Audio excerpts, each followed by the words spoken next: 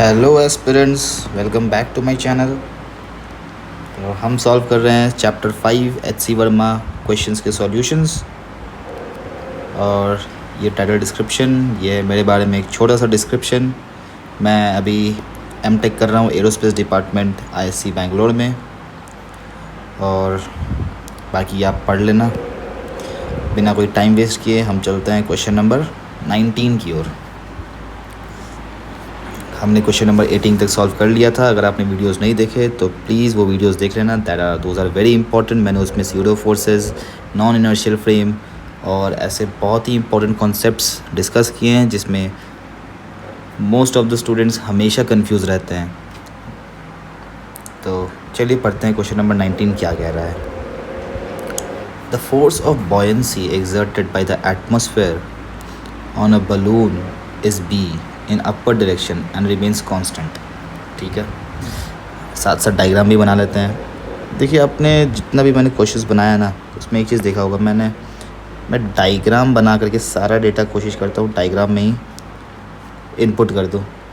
आप भी ये हैबिट डालो।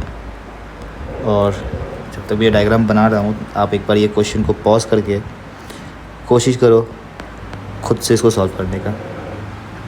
The force of air resistance on the balloon acts opposite to the direction of velocity। ठीक है, अब ये बलून है तो बलून तो ऊपर ही जाता है मोस्टली, अगर अंदर में हीलियम फिल्ड हो तो, या फिर कोई भी एक लाइट गैस फिल्ड हो तो ऊपर जाएगा। तो इसमें एक रेजिस्टेंस एक्ट करेगा एयर के कारण, वो नीचे की तरफ एक्ट कर रहा होगा। ठीक है, इसे रेजिस्टेंस को मैं आर से दिखा देता हूँ, रेजिस्टेंस फोर्स को। The balloon carries a mass m and is found to fall down near the Earth's surface with a constant velocity v। अच्छा, ये जो ऊपर नहीं नीचे की ओर गिर रहा है। ठीक है, लिखा है फाउंड टू फॉल डाउन, तो नीचे की ओर गिर रहा है, तो रेजिस्टेंस अपोजिट टू वेलोसिटी ऊपर की ओर एक्ट करेगा। ये एक्चुअली ड्रैग फोर्स है। ड्रैग फोर्स, आप अपने हाथ को ज़ोर से मूव करोगे तो आप फील करोगे कि एयर जो है अपोजिट डायरेक्शन में फील होगा, वही ड्रैग फोर्स होता है। ठीक है, और मास दिया है मुझे बलून का कैपिटल M, तो उसके कारण एक वेट लग रहा होगा mg। देखिए, यहीं पे मैं FBD बना दे रहा हूँ क्वेश्चन पढ़ते पढ़ते। आप भी ये हैबिट डालो क्वेश्चन पढ़ते पढ़ते FBD बनाने का।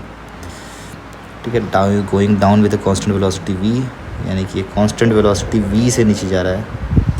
How much mass should be removed from the balloon so that it may rise with a constant velocity v। ठीक है, सबसे पहले देखिए मेरे पास एक, ये तो पता चल गया मुझे कि फ़िलहाल कांस्टेंट वेलोसिटी जा रहा है, मतलब एक्सेलरेशन 0 है। तो मैं इक्वेशन ऑफ मोशन लिख देता हूँ। That will be b plus r equal to capital M into g. ठीक है, अब नेक्स्ट सिनेरियो देखिए।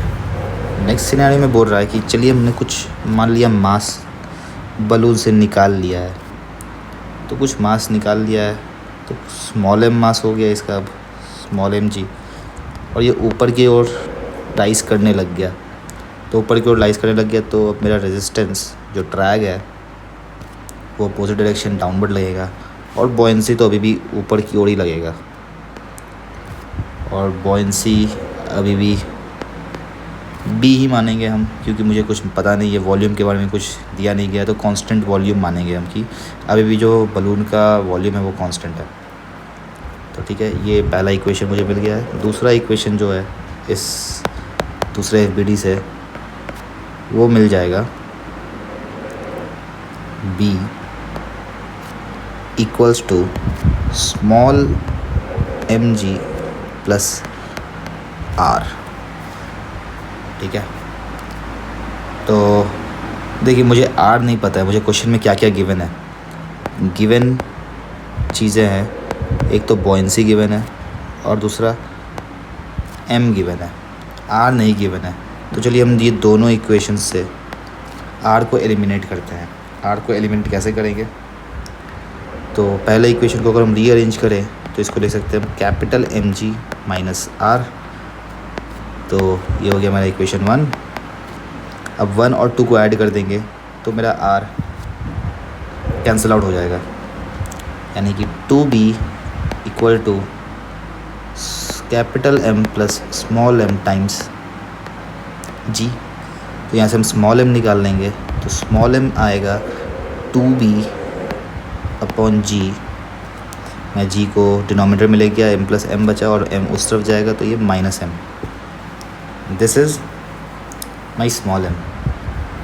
अब मुझे पूछा है कि how much mass should be removed, तो मुझे कितना मास रिमूव करना पड़ेगा, तो देख लेते हैं कितना रिमूव करना पड़ेगा भाई। m माइनस m रिमूव करना पड़ेगा, this is equals to m removed. और जब हम वैल्यूज़ डालेंगे तो capital M minus small m तो मुझे पता है, small m is 2b upon g minus m। और जब इसे सॉल्व करेंगे तो ये आ जाएगा 2m minus minus plus minus 2b upon g, और यही मेरा आंसर भी हो जाएगा। This is my answer. इसमें से 2 कॉमन ले लीजिए, आंसर का फॉर्मेट कुछ ऐसा दिया है। That's it. Next question number 20। An empty plastic box of mass m is found to accelerate up। एक एम्प्टी प्लास्टिक का बॉक्स है,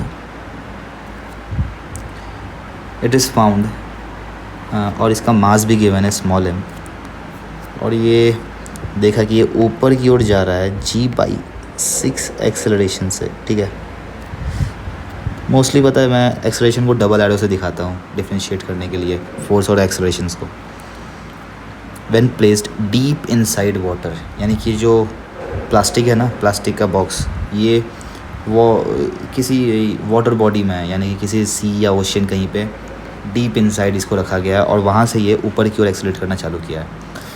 how much sand should be put inside the box so that it may accelerate down at a rate of g/6। पहले देखिए, initial scenario में हम देखते हैं इसमें और कौन कौन से फोर्सेस लग रहे होंगे। सबसे पहले तो इसका वेट, और ये पानी के अंदर है, तो एक बॉयंसी फोर्स लग रहा होगा। बॉयंसी फोर्स यानी कि बॉयंसी फोर्स ऊपर की ओर लगेगा, और कोई ड्रैग वैग कुछ बोला नहीं है इसमें, तो हम ड्रैग नहीं मानेंगे, बोला नहीं गया तो मानेंगे भी नहीं। ठीक है, अब सिंपल हम इक्वेशन लिख देते हैं मोशन का। तो B will be equal to B minus mg equals to mass into acceleration mg upon 6, यानी कि यहाँ से मुझे B पता चल जाएगा mg plus mg/6 that is 7 mg/6।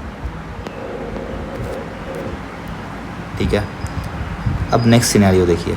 Next scenario में बोला गया है कि मैं कितना, how much sand should I add. मान लिया मैंने कैपिटल M इसमें सैंड ऐड कर दिया, अब प्लस m,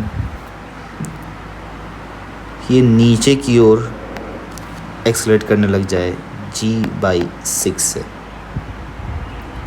तो फिर से इसका FBD बना लेंगे। तो capital M plus small m/g, और फिर से ऊपर की ओर बॉयंसी फोर्स B।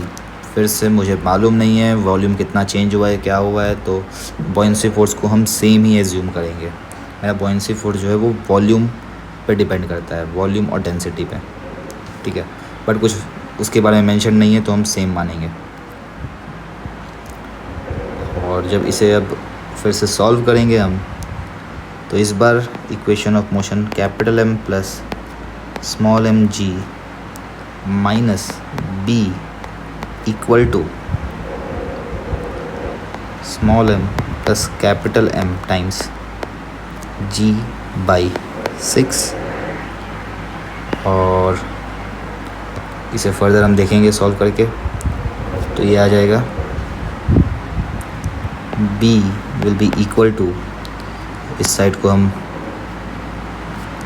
LHS में लेके जाएंगे और B को RHS में, तो B इक्वल टू फिर 1 minus 1/6 that is 5/6 times of small m plus capital M into G, और मुझे B का मैग्नीट्यूड पता है दैट इज़ 7mg/6, तो हम इस इक्वेशन में पुट कर देंगे, इस इक्वेशन में पुट करेंगे that is 7 small mg/6 equal to 5/6 small m plus capital mg, यहाँ से g and g will be cancelled out, 6 and 6 is cancelled out, 7m equals to 5 small m plus 5 capital M, यानी कि 5 capital M is 2 small m and capital M is 2/5 small m, यानी कि इतना sand मुझे add करना होगा।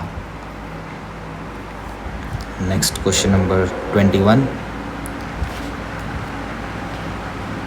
Question number 21 में बोला गया है a force F equals to V cross A is exerted on a particle in addition to the force of gravity, where V is the velocity and A is a constant vector in horizontal direction। ठीक है, with what minimum speed a particle of mass m be projected so that to move undeflected with constant velocity। ठीक है, तो actually मुझसे velocity पूछा है, मतलब velocity का एक्चुअली मैग्नीट्यूड, स्पीड मतलब क्या होता है, वेलोसिटी का मैग्नीट्यूड। ठीक है, वो हम v ही मान लेंगे। तो पूछा गया है कि अब हम एक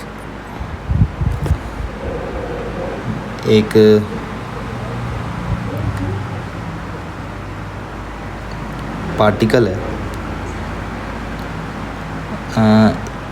A is a constant vector in horizontal direction, यानी कि A जो है, A कुछ कांस्टेंट वेक्टर हॉरिजॉन्टल डायरेक्शन में है। तो वेलोसिटी, अब इसको प्रोजेक्ट कर रहे हैं, चलिए ऊपर की तरफ इसको प्रोजेक्ट करते हैं। अब कुछ मेंशन नहीं है क्या है, नहीं किसी एंगल पे, तो हम सिंपल वर्टिकल में इसको प्रोजेक्ट कर देंगे विथ v वेलोसिटी। ठीक है, तो एक चीज़ देखिए,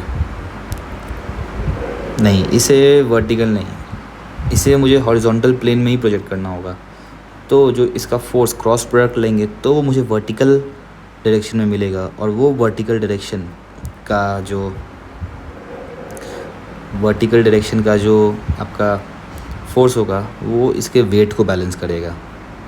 ठीक है, तभी ये पार्टिकल अनडिफ्लेक्टेड जा पाएगा। अनडिफ्लेक्टेड कब जाएगा आप ही सोचो, जब इस पर ग्रेविटी फोर्स को कोई बैलेंस करने वाला हो। अब बैलेंस कैसे करेगा, बैलेंस यही फोर्स करेगा। अब ये फोर्स बैलेंस कब करेगा, जब v क्रॉस ए का डायरेक्शन क्या होता है, v क्रॉस ए का डायरेक्शन a और v के परपेंडिकुलर प्लेन में होगा। अब a और v मेरा दोनों हॉरिजॉन्टल प्लेन में लाई करेगा जब, तभी इसका क्रॉस प्रोडक्ट मुझे वर्टिकल डायरेक्शन में मिलेगा। ठीक है, तो ये बहुत ही सिंपल क्वेश्चन हो गया यहाँ से, सिंपल। अब इसका जब हम, ये मेरा मान लीजिए हॉरिजॉन्टल प्लेन में है ये पूरा, तो वर्टिकल में देखेंगे, जब वर्टिकल में देखिए ये बॉल, ये मैं 3D इमेज बनाने की कोशिश कर रहा हूँ, ये मेरा बॉल है, इसको मैं सामने से देख रहा हूँ। ठीक है, ये इस तरफ जा रहा है कुछ v वेलोसिटी से, और ये पीछे की ओर एक वेक्टर है a। ठीक है, तो जब मैं v क्रॉस a करूँगा तो ये राइट हैंड थंब रूल से आता है, जब v क्रॉस a करेंगे तो मुझे एक फोर्स मिलेगा अपवर्ड डायरेक्शन में F, और इसका जो वेट होगा, एक वेट पार्टिकल ऑफ मास दिया हुआ है, मास m, यानी कि नीचे mg एक्ट कर रहा होगा, तो F should be equal to mg, इसको बैलेंस करने के लिए। तो मुझसे v का मैग्नीट्यूड पूछा है, और v का मैग्नीट्यूड भाई क्या होगा, अब दोनों परपेंडिकुलर फोर्सेस है a और b, कुछ दिया नहीं है, हम एंगल 90 डिग्री मान रहे हैं इसीलिए, यानी कि F will be equal to V A sine theta, sine 90 is 1, यानी कि V A equals to M G, और यहाँ से जो वे आ गया that is M G upon A. This is my answer. तो इस वीडियो को हम लोग यहीं तक रहने देते हैं, फिर मिलेंगे क्वेश्चन नंबर 22 के साथ नेक्स्ट वीडियो में।